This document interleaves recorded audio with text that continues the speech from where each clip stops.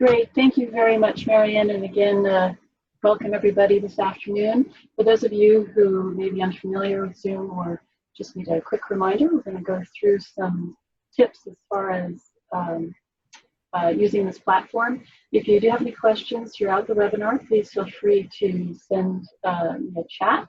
We'll go over that in more detail in just a moment. You can also email me at vswindell@air.org or call 916-286-8803. So at the bottom of your screen, you'll find the attendee controls. On the far left is the mute button. We will ask that everyone remain throughout the webinar, as chat will be our main mode of communication. There's also a participant button, which we'll go over in detail in a moment as well in the chat. And so the participant list actually acts twofold. It allows you to participate, communicate non-verbally. So for example, you have the opportunity to lower your hand, raise your hand, ask your facilitator to go slower, faster, and so on. There's a more button there, so if you need to step away, for example, there's a little coffee cup. Know that they do act as toggles. So if, for example, you raise your hand and your facilitator answers your question, if you could please lower your hand, that way we know you've been addressed. Also, if you have joined and you see, if you click on participant, you see your name, if it's either abbreviated or perhaps if you phoned in, if you can hover over and rename yourself, and please be sure to include your full first and last name, that way we can take accurate attendance. And as I mentioned, we will be using chat as our main mode of communication. So if your chat isn't already open, you will, if you hover at the bottom of your screen, you'll see the chat button. It will be blinking orange if you haven't opened it, indicating you have an unread message. If you would like to send a private chat, you're welcome to do so as well. Just click on the drop down next to the word everyone and choose an individual's name, type a message in there and click enter, and that's how you can send a private chat. If you are attending this webinar with another colleague from your site, please be sure to enter his or her full first and last name. Again, that way we can take accurate attendance. And just so you're aware, the webinar will be recorded. The recording link will be posted on the CalPro website within about a week. And with that, I will turn it back over to Mary. Thanks, Vicki. So it is my pleasure right now to introduce you to Matthew Wallace. He's a lecturer and supervisor for the mathematics credential in the School of Education at UC Davis. He's done research on math teaching strategies and has provided professional development on math teaching for the Capital Adult Education Regional Consortium. And that's how we found out about him. He was recommended to us by that consortium, CARIC, and we're very, very happy that we found him, and he's going to give us a lot of good information today. So, Matt. Hi, thank you, and thank you everyone for joining us today. Please just give me one moment. I'm going to switch over on slides.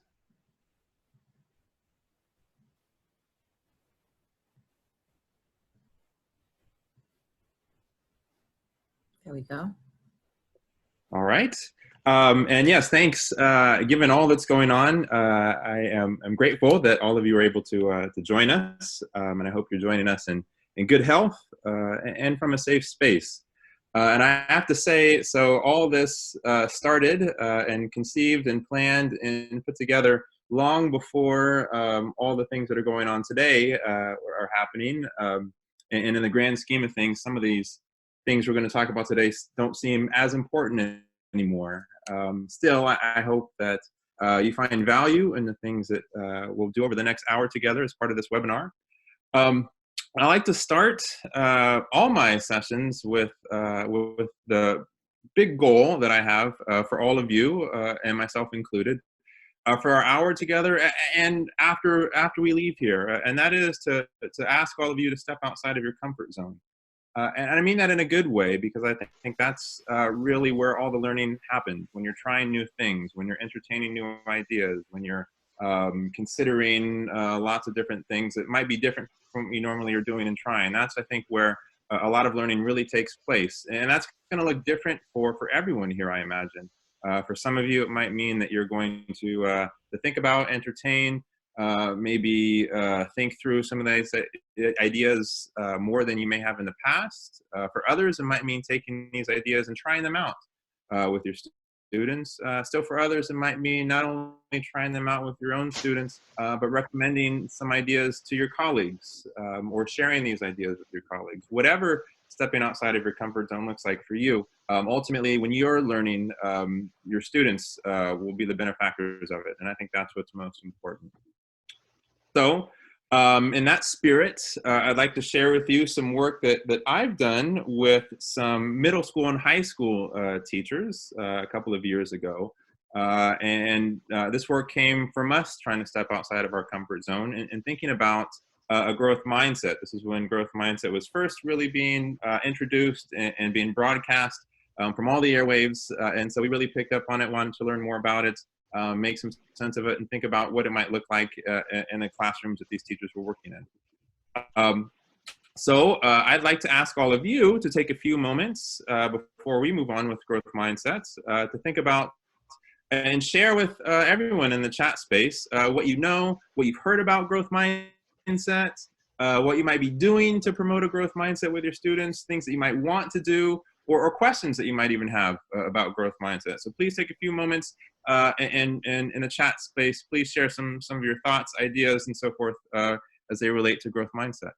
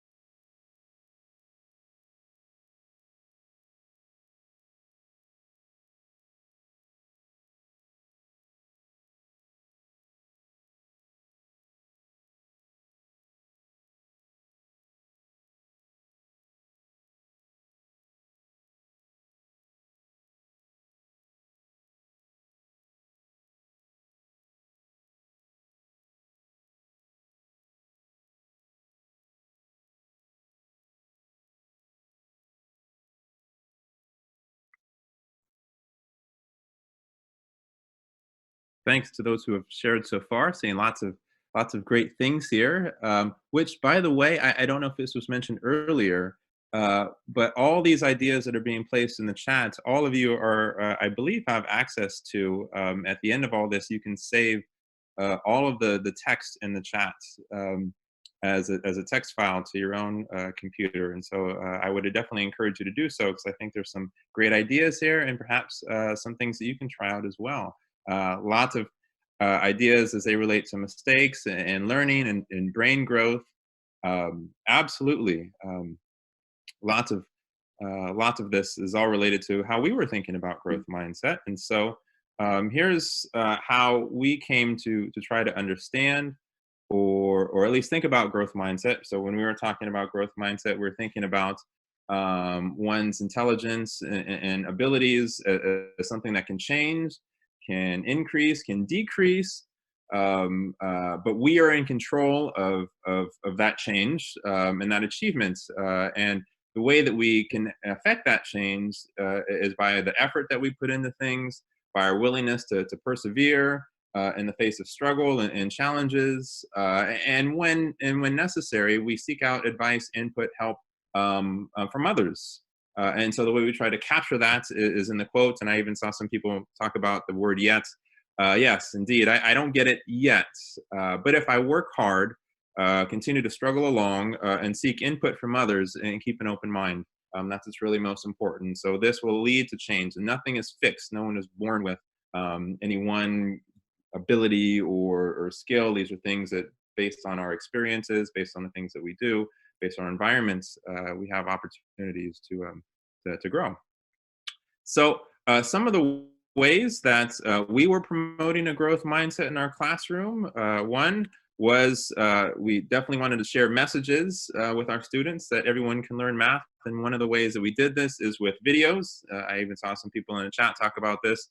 A lot of the YouTube videos that we used a lot of the videos that we used came from YouTube, which is a wonderful website. If you haven't checked it out, I definitely encourage you to do it some point in time. There's a variety of different resources on there, and readings and research, among other things. And so the videos that they have on there talk a lot about brain research, and fixed mindset and growth mindsets. And so we use a lot of these things on a weekly basis to share with our students. And so they got ideas about, or more insight into, how the brain works and what learning is all about. Another thing that we try to do is make sure that our students understood that mistakes and struggle were normal, just a natural part of the learning process. Described it is that learning, it was never intended to be fun, but it is rewarding. And any of you who have had to learn something really hard, I think, can attest to this. There's lots of challenges along the way. There's lots of struggle. But once you finally reach that aha moment, once you finally understand, it's satisfying. And that's what learning is really about. It's not really supposed to be easy, but it's rewarding, it's satisfying. And that's the same thing that we wanted our students to feel and experience and know that once you finally make these breakthroughs, it's a wonderful experience to have. And so this is just a rendition of how we were trying to think about math as students were learning it. And you can see there in that box, being stumped is just a natural part of the process. And so along with that, another thing that we did to try and promote a growth mindset in class is give what our students would call hard problems. Some of you might know about DOK, depth of knowledge, or the cognitive demands of a task. Those are other ways to describe what students might otherwise call hard. And so we routinely wanted to give our students these sorts of tasks, but not just leave them out there to figure it out on their own, but we also have strategies, a variety of different things that we wanted our students to try if and when they felt like they were stumped or struggling or stuck. And so some of the ideas or suggestions that we offered for our students, you can see here. We'd encourage them to draw pictures, look for patterns, maybe take some data and put it in a table. I can go on, including they can ask their neighbors or they can ask the teacher, because that's also important too, is to make sure that you know the available resources that you have around you. And so here is one of the problems that we gave to our students. And there are 2 coffee cups. Coffee cup A has 3 milks and 4 coffees in it. Coffee cup B has 2 milks and 3 coffees in it. And what I'd like to ask you all to do now is take some time to decide which cup of coffee is milkier. And you have to do this without using any numbers. So you're not allowed to come to an answer using any sort of numbers at all. But any other references to try to make sense of which coffee cup is milkier, please do so.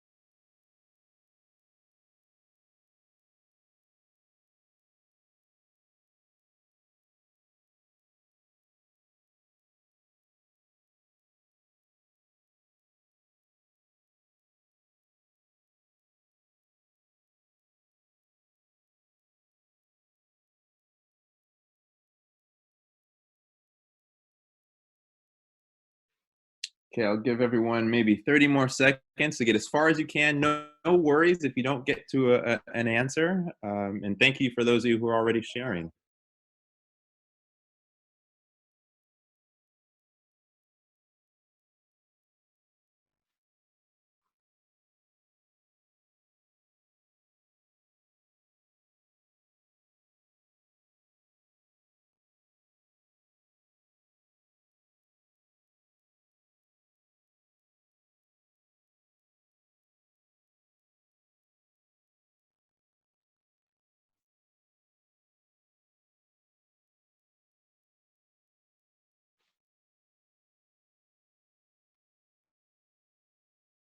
All right. Again, no worries if you didn't get a chance to arrive at an answer. The intent was not necessarily for everyone to solve it, so much as it was to give you an opportunity to think about the problem. Um, because this is some of the context that we will be using moving forward. So, which cup of coffee is milkier? It's cup A in this problem in a middle school classroom. And so one student took the ratio of milk to coffee and took that ratio, turned it into a fraction. And whenever you're comparing fractions, it's important to make sure that the parts are equal. So we needed a common denominator. And you see that they have down there at the bottom, they found the same common denominator of C's. And from that, they were able to determine that there's more M's in the numerator. So therefore, cup A is milkier. Here is another representation very similar to the previous student, except this representation is done more vertically than horizontally. So they, again, found that common denominator and based on comparing the M's, arrived at the same results. Here is a wrong answer. So here is a student who essentially simplified, also thinking about this ratio in terms of fractions, simplified milks to coffees, and then concluded with one C left over for both, that both cups have the same amount of milkiness, if you will. And here's another mistake. So in this case, this particular student just ignored the denominator altogether, but did turn the ratio into fractions, ignored the denominator, looking solely at the numerator, concluded that there's more M's in cup A. So while they might have arrived at the right answer, it was perhaps for the wrong reasons in this case. And another one. So this particular student, not thinking about it so much as a fraction, but an array model. And so we can see on the left, coffee cup A, 3 parts milk, 7 parts whole. And so they found 15 parts milk overall to 35 whole cup. And on the right is cup B, and they have 3 parts milk. But the actual problem is 2 parts milk to 3 parts coffee. And so that'd be 2/5, not 3/5, is a way to think about it there. So this is though a correct array for 3/5, but that's not what the problem called for. And here is another example. This particular student also using an array model to make these comparisons. But in this case, first cup actually represents cup B, and their second cup represents cup A. So they concluded that the second cup of coffee is milkier, but they were maybe switching the A's and the B's in the initial problem. So all of these particular students have different types of mistakes. Take a moment to think about how you might respond. Let's give these students names. So let's all pseudonyms, of course, but let's call Rocco the top left, Layla top right, JR bottom left, and Marley bottom right. How might you respond if these were your students and they were working on this problem and they came to you and had these particular mistakes? Please take a few moments and think for yourself how you might respond to each one individually.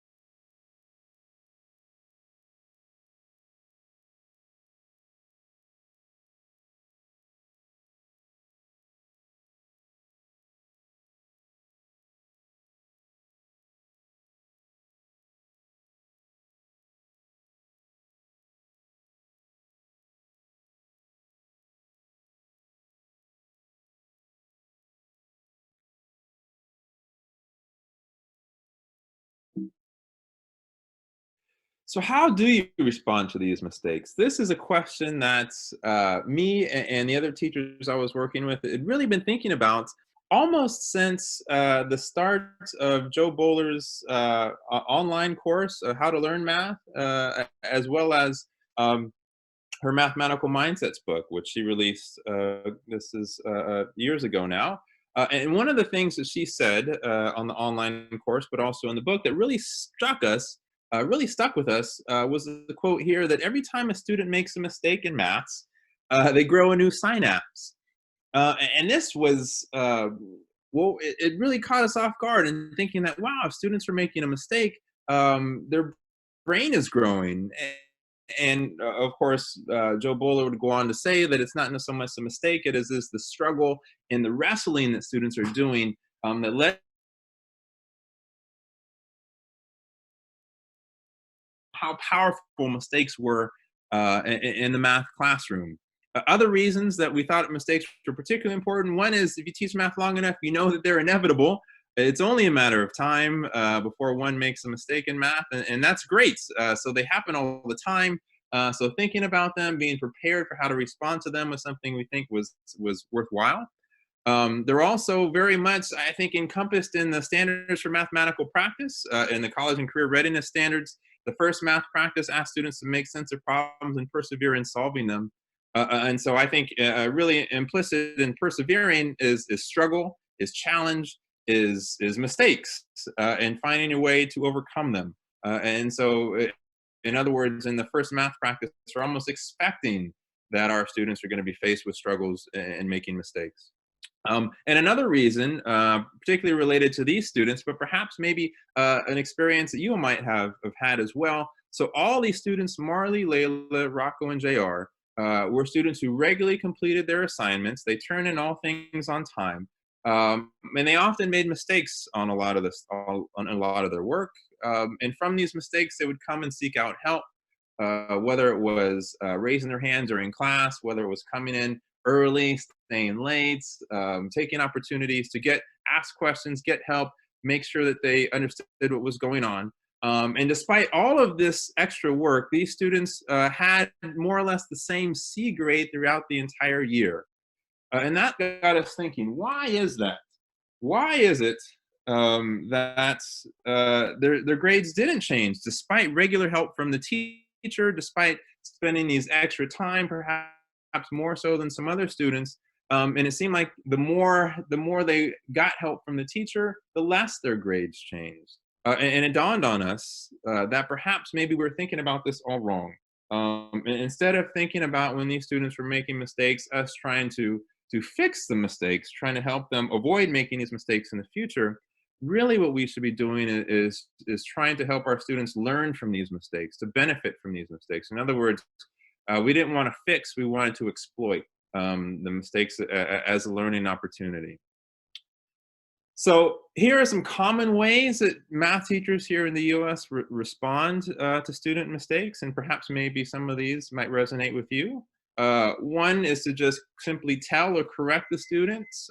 So if Layla was the one who was making this mistake, you might say, no, you have to have a common denominator in order to compare fractions.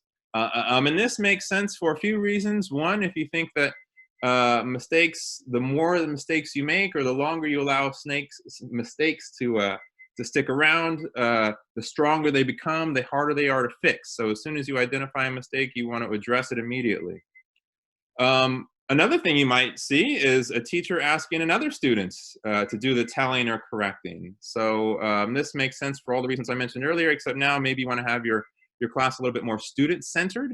So you might have another student go fix the mistake. Still, another thing you might want to do is ignore it completely. You might just pretend that it didn't exist. And this might make sense if you don't want the student to feel embarrassed or ashamed by the mistake. So you feel like it's not really a big deal. You don't want to bring attention to it to save face the students. Or maybe perhaps the mistake is something that you think is not really all that relevant or important to the problem, and so you'll just sort of look the other way because you feel like it might derail the direction that you're trying to go, or the point you're trying to make with your students. And perhaps the most common approach that teachers take is to use something called directed guidance, or asking leading questions. Sometimes this is also referred to as funneling. So this is the idea that you go back to the point of the mistake that was made, and then you ask very directed questions at the student that lead the student directly to to fix the mistake and lead them to the precise place you'd like them to go. So you might, in Layla's case, say, yes, it's true that there are more M's and C's, but it's hard to compare because we don't have the same denominator. So we have to get a common denominator. How can we get that? And you might fire away a number of other questions at the student that, again, funnels them to no other choice but the right answer in that case. And these were the things that we, the teachers and I, that is, we're hoping to avoid. Because a lot of these approaches are really thinking about these mistakes as symptoms that need to be treated, and less as learning opportunities that our students can benefit from. So in the place of all of these things, one of the things, but we wanted to do so in a way that is supporting our students and allowing them to build on, to learn from the mistake without taking the opportunity or the learning opportunity away from them. Because again, we think it's really rewarding. It's really a satisfying experience that we want them to have. And so if we did all the work or thinking for them, we're not allowing them to have that moment for themselves. And so hopefully, by design of the ways that we approach these things, we're really encouraging, fostering, promoting our own students' learning and understanding of the math that they're working on. Some other things that we found along the way, just quickly going through the research here, this kind of goes back to the comment I made earlier. Mistakes and struggle are a necessary part of learning and understanding, so we wanted to make sure that it's a natural part and our students understand that. Mistakes result in more learning than getting correct answers from the outset. So in other words, it's really important to allow our students to struggle, and in fact, even better for them from some of the mistakes they'll learn from and grow because they're being challenged, they're wrestling with important ideas. This is something that many of you might experience for yourself. The more confidence you have in an answer and thinking it's right, only to learn that in fact that is wrong, the more learning that takes place. Also, ownership of mistakes leads to better understanding. So if you didn't make the mistake, it could be simply reduced to a moment or exercise of grading. But if you take ownership of the mistake, in other words, you think about why someone might be making this mistake, what might have they been thinking that led to them doing this particular thing, then you have you benefit much more from the mistake than if you were just thinking about it as something else that someone else did. And this was particularly important to us, is that if you're spending a lot of time trying to promote a growth mindset, but you find yourself reacting negatively to mistakes, you're basically undoing all the work that you previously did to promote that growth mindset. You're really working on your students developing that fixed mindset. So it's really important with all the other things that you're doing to promote that growth mindset, that you're also thinking about how you're responding to mistakes and treating them in kind, so that you're not going against all the other hard work that you're doing with your students. And not all mistakes are created equal. So there are different types of mistakes, and understanding those different type of mistakes is important because then you know how to respond to them appropriately. So there's three types of mistakes that I'd like to chat with you all about today. Sloppy or careless mistakes, mistakes that are due to partial understandings, and then mistakes that are due to no understandings or big misunderstandings or misconceptions. Before that, though, I want to make sure that I'm clear that mistakes are different from struggle. If your students are struggling, which is to say they haven't made an error, they might just have faced a moment of struggle or point of confusion and they're not quite sure what to do. That we considered struggle and not something that we wanted to come in and do much with. So if a student comes to you and says, I don't know what to do next, I need help, please help me, teacher, we would essentially paraphrase what the student had done so far or what the student was asking, and then remind them of some of the strategies or supports that we already had offered or available to the student. So in this case, the teacher might just paraphrase what the problem is asking them to do because the student hasn't done much yet, and then encourage the student to just guess, and then somehow support that guess with evidence, and a reminder that there's lots of different things that the student can do as part of that work. So they might draw a picture, look for a pattern, use different tools, solve a simpler problem. And if they've exhausted all of those, then they should move to asking a neighbor or come back to the teacher and ask for a little bit more help. And we did this not because we wanted to be cruel, but rather because struggle is really a good thing, and it's normal and natural and something that is really an important part of the learning process. And we don't have time for this particular article that you see here called Why Struggle is Essential for the Brain and Our Lives. It's written by Joe Bowler. But I definitely want to encourage you, if you have a moment, it's a short read, and I think a really powerful one. So one for you and your students, if you are interested in asking them to read this. So at the end of today, I'll in the chat space share a URL that will take you quickly to the article, and definitely invite you to spend some time to read it over. Okay, so that's struggle. So not what we're focusing on now, but important to note that for what to do, that's not what we're talking about for the rest of today. What we are talking about, what we are talking about is when the students are going to make a mistake. And one of the first things that we did whenever we were a mistake was introduced to us was always ask our students to explain what they had done so far. And we did this for some of the obvious reasons, which is to say that we did it because we wanted our students to share with us their thinking so that we know where exactly what they're thinking in terms of the mistake. Asking them to explain also gives us, as a teacher, a little bit of time to decide how do we want to respond to this. So it gives us some time to be strategic with what we say next or what we do next. But also this mistake, or asking students to explain this mistake, is particularly important just because of explaining alone. And I'd like to share just this one particular piece of research that looked at students' discourse in math classrooms. And one of the things that came out of this work, and I'll read from the highlighted text that you see here, just an excerpt.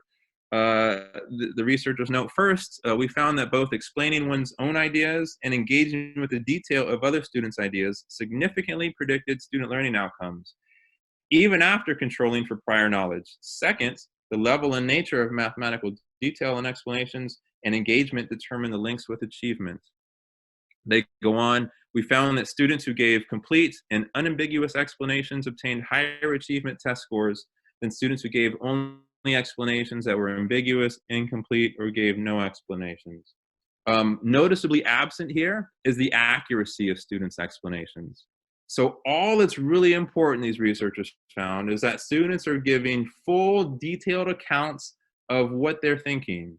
Right or wrong has little meaning here. All we have to make sure our students do is give a full explanation, and it has a great impact on all the things that we really want our students to do anyways, like get good test scores, like achieve well.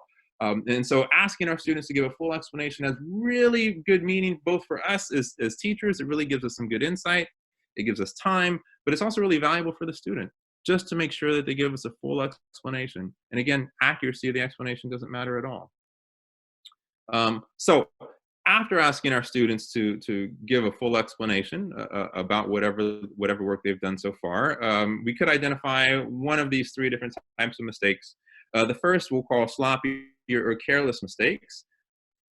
And these kind of mistakes are not necessarily due to students' lack of understanding. They're often maybe the results of lack of concentration, or maybe trying to take on too many things in their head all at once. Maybe they're copying the problem and they forget a number, or a decimal place gets moved, or they forget about a negative sign, or maybe they're doing a lot of mental math in their head and just do a wrong calculation. Lots of different things can happen here, but it's not necessarily, again, because the student doesn't understand. In fact, they do understand, and it's just a matter of circumstance that then happened at this one particular point in time. So because students already know what they're doing, because they have a good understanding of what they're trying to do, there's not a lot of opportunity for instruction or learning potential here. Students really just need to be reminded of what they're trying to do. And so that's more or less what we try to do to help the student. Some examples would be JR, who tried to use an array model, or not tried, but did use an array model to answer the coffee cup question. But you might recall that JR in this array model have 3 parts milk, and it's really 2 parts milk for cup B. And so this is just everything else JR did was quite accurate, spot on, in fact. But the problem just got copied down wrong, and so the 2 became a 3 in this case. Marley's another example of perhaps a sloppy or careless mistake, and they just changed the first cup and the second cup. Cup A is what now Marley is considering the second cup, and cup B is now what Marley is considering the first cup. And so that just changed. It didn't really have a big deal on the math work that they were doing, but because some things changed in the process of them copying down the problem, perhaps led them to this this type of mistake. And so the ways that we wanted to respond to this was definitely to be positive about it, and share what answer or share what question they really answered, and then ask them to answer the original question once again. So in JR's case, we might say, wow, you know, your array for cup B is great. It's a great representation of 3/5 part milk, but the initial cup of milk. And then let JR take it from there. So here we are in the first part saying, well, you know, that's a great array. You've done a nice job for this problem, but the original problem called for this. What might you do there? And I actually do this all the time, a lot with mental math with students in class. For example, then we might be asking for 8 times 7. That always seems to be a tough one. And maybe they say 8 times 7 is 49. And we can say, well, 7 times 7 is 49. What's 8 times 7?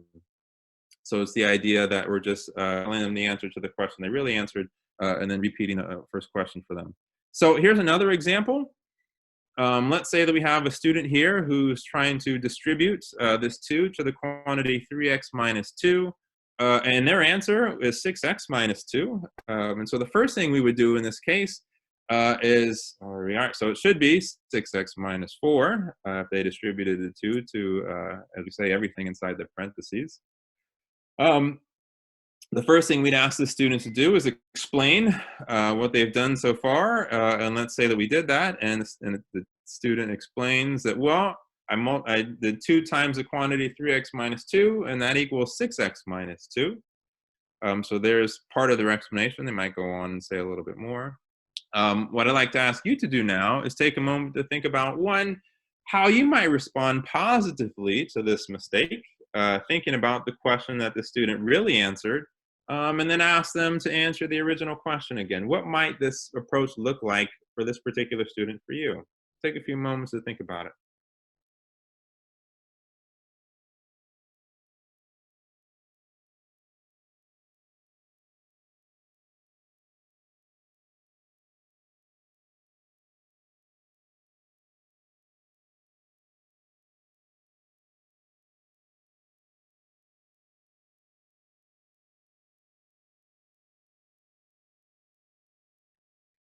So in this case, we might respond to this particular student by saying, well, 2 times the quantity 3x minus 1 is 6x minus 2, which is the answer you got there. What is 2 times the quantity 3x minus 2? And putting the problem right back to the student and ask them to rethink how they might respond.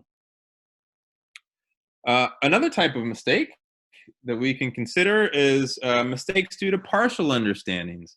And so these are mistakes that are often due to perhaps an incomplete understanding of the work or the ideas that students are working with.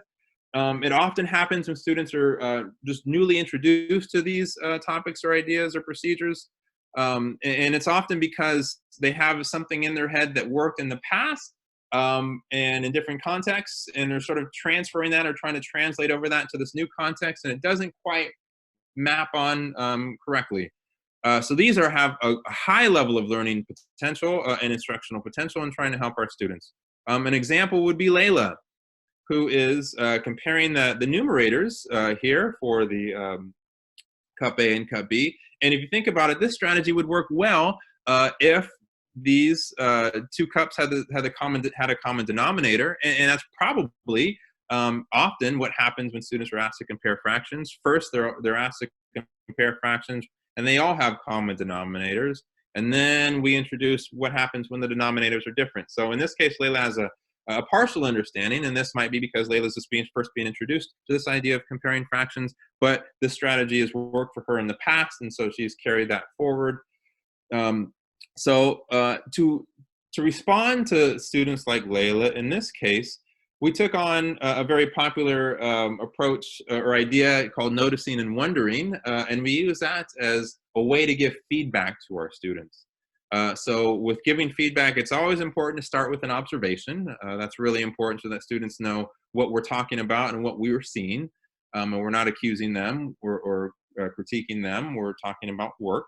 And so we would, after talking about what we noticed, that is bringing to light, illustrating, highlighting where the mistake is, we would offer some support or some guidance to be that clearly does not do the work or the thinking for the student, but it does give them a suggestion about what to do next. And then we'd end with a wonder. So simply wonder what their work might look like if they were to revise it based on that suggestion or that new idea. So to go back to Layla, we might notice that Layla is comparing the number of m's in the numerator. We might remind Layla that when we're comparing fractions, we want to make sure the parts are equal or we have common. Prompt Layla to continue working by wondering what would happen or which cup would be milkier if, in fact, she went back to compare using a common denominator. So we see here the quotes. I noticed that you compared the number of m's in the numerator. Remember when we learned about comparing ratios? We wrote the ratios as fractions and made sure that the parts or denominators were the same before comparing them.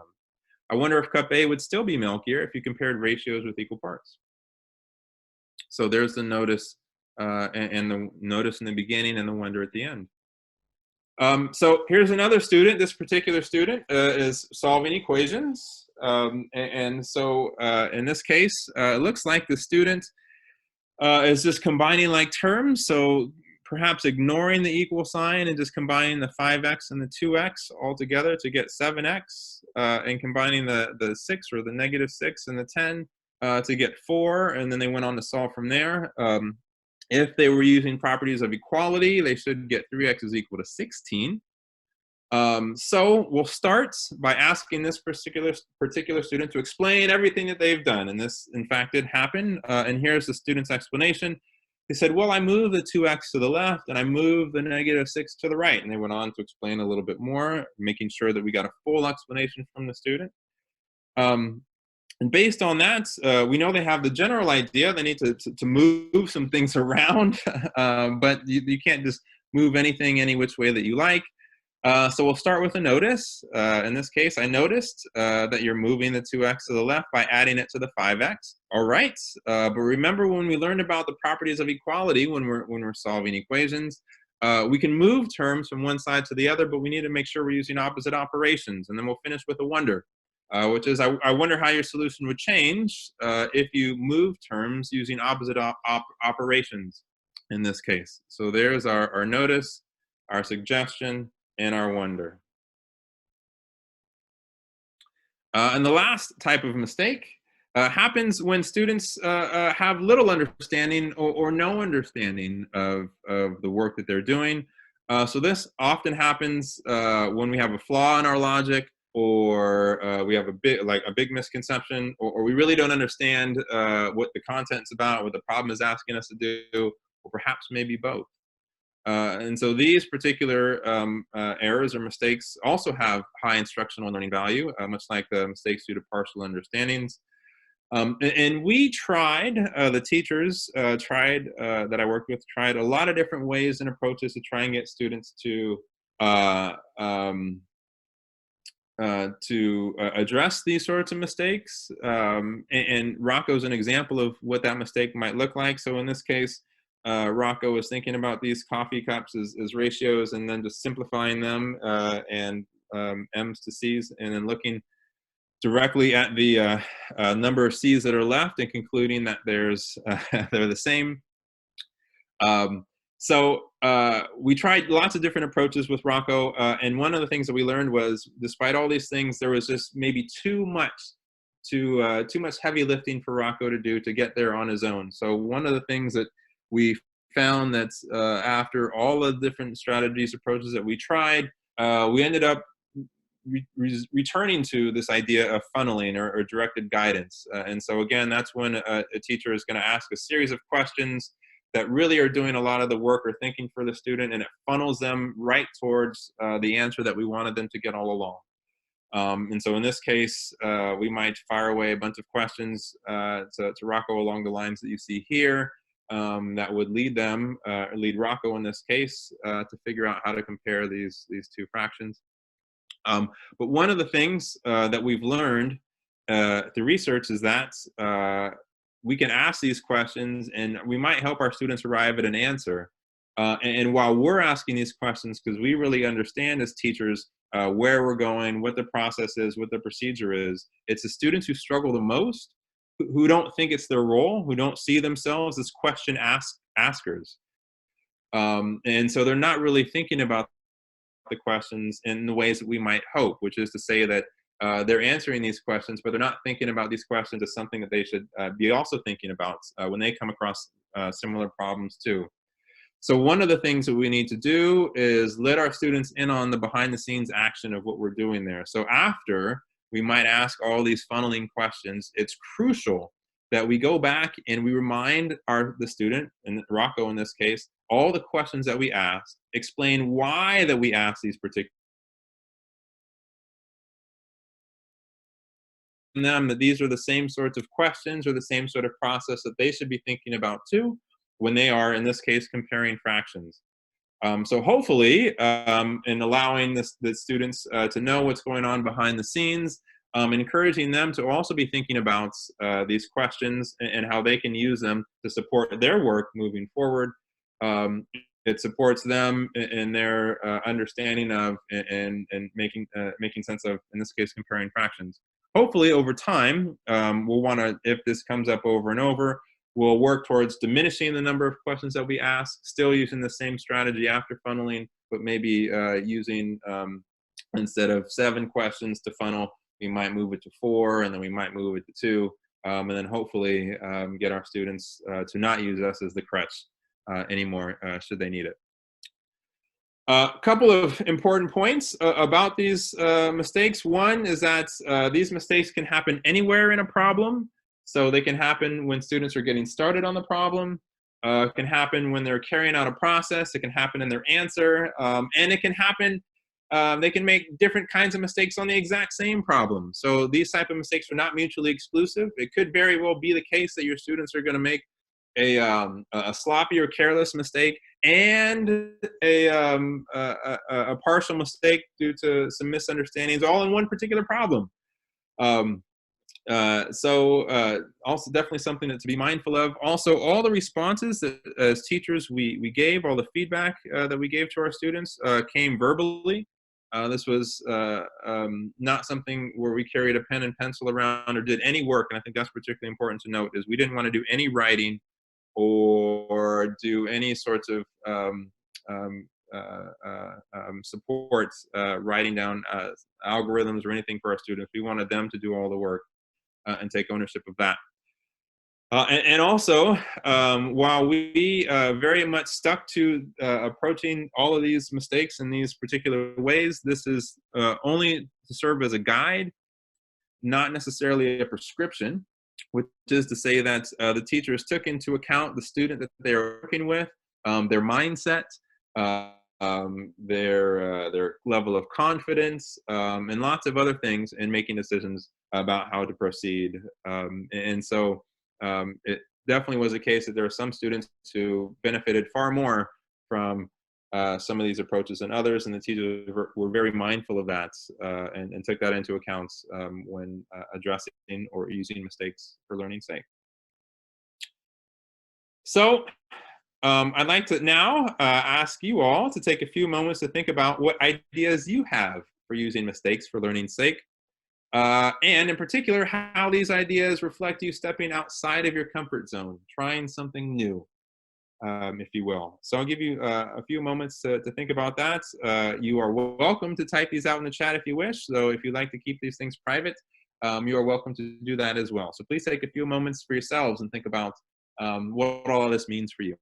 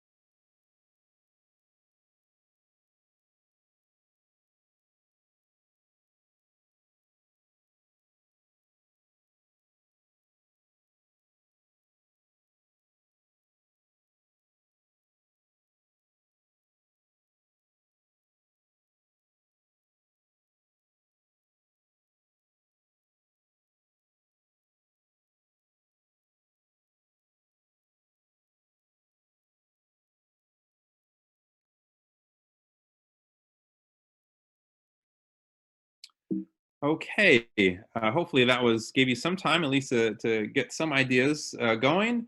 I think it's always important at the end of all these things to open it up to questions or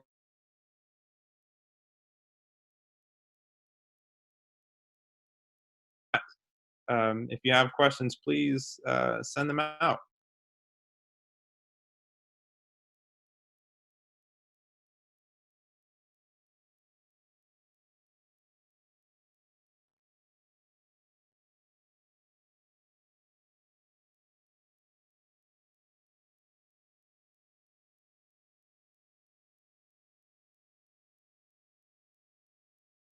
While some of you might be typing. I believe it's Carvet who notes that students like it when making a mistake. It gives permission for others to do that. One of the things that reminds me of is Carol Dweck, who is one of the researchers who first brought light to the whole idea of mindset, not necessarily in math, um, but in general.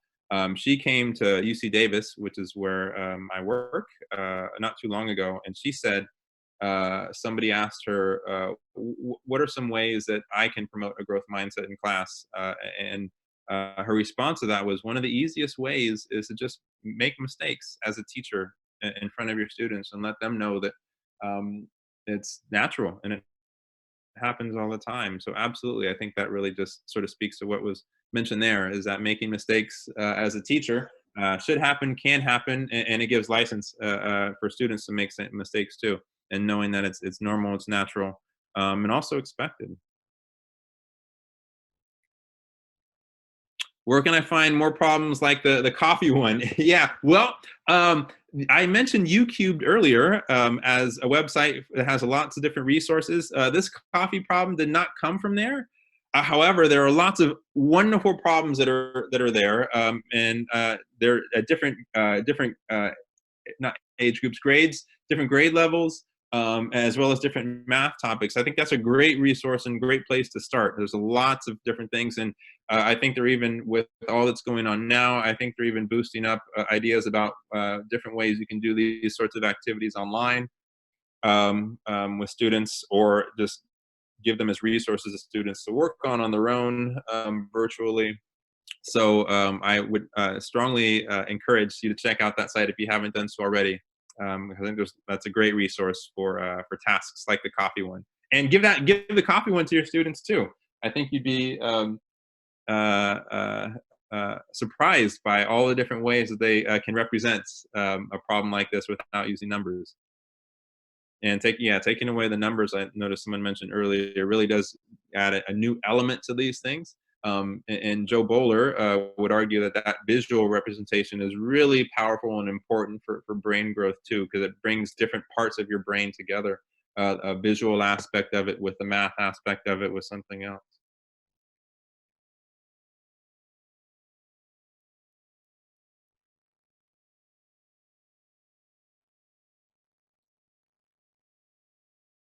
Yeah, definitely going on to explaining. So even if students notice their mistake in the middle of something and realize what they need to do, I would still encourage you to get them to continue explaining. Remember, there's a lot of power in those full explanations. If we can get our students to just give a full explanation, include a beginning, a middle, and an end.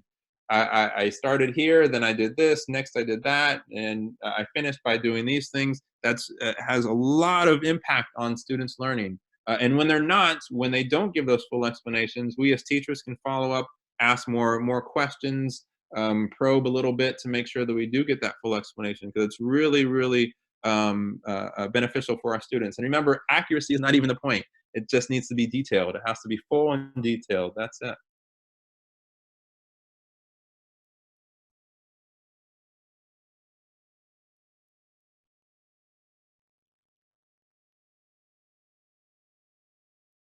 Great to see people are stepping outside of their comfort zone.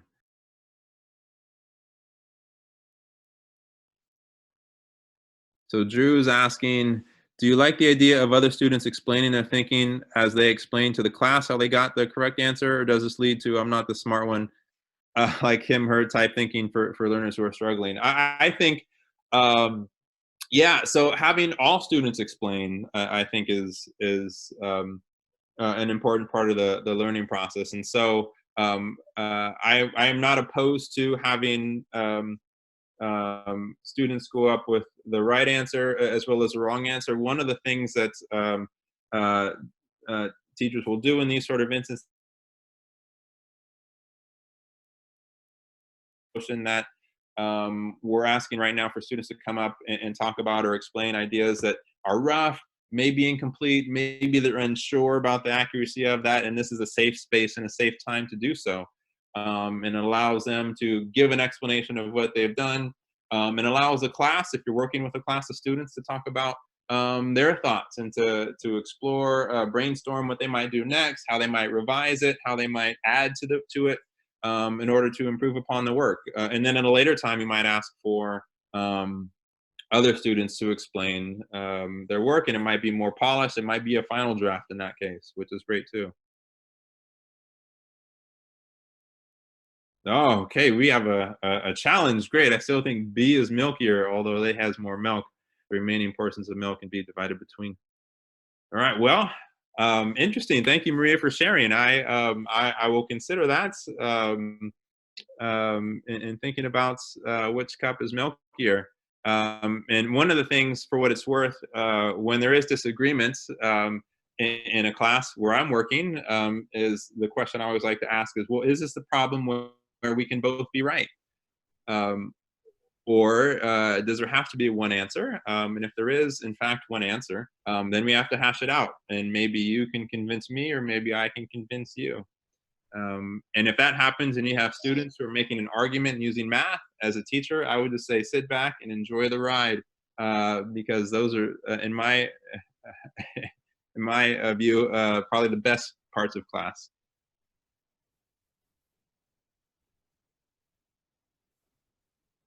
Oh, do I know if YouTube has any materials in Spanish? I do not know. Interesting question. I have to check it out, and I can't say for sure one way or the other.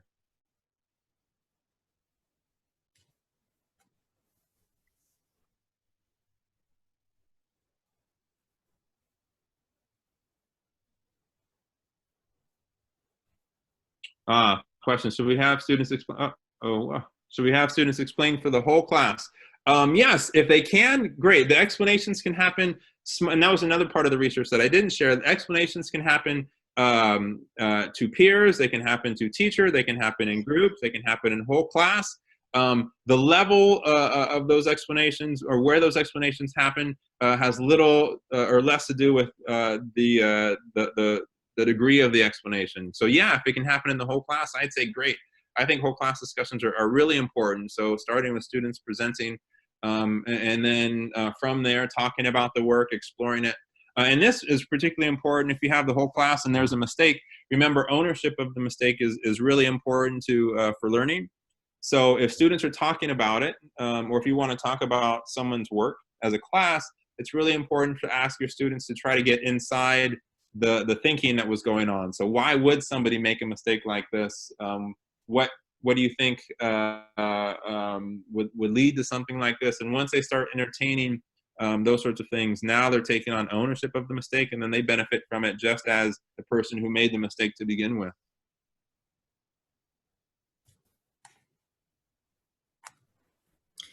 Thanks, Matt. Oh, sorry, I lost track of time. Yes, thank you. Thank you. This was great. We got so much good information, and I have to tell you, as somebody who got to see the slides before the webinar, I got so much more out of hearing you talk about it than I did just looking at your slides, so thank you. And I want you all to know a couple of things. One is that Matt will be doing a second webinar on more on reasoning and problem solving on May 7th at 1 p.m. Matt put in the link for the article that Sue asked about, and this is the link to register for the next webinar. So we hope you will all do that. And I think, Vicki, are you going to put in a link to the evaluation? I hope you will fill out the evaluation at the end of this webinar. And we will be sending you a PDF of the slides, so if you can review this information. And there also, I know that the Capital Area Adult Ed Regional Consortium is in their newsletter having an article. I think it's, Matt, is it by you? Either by you or about you, but reviewing a lot of this information also. So we'll try to send you a link to that when it's published.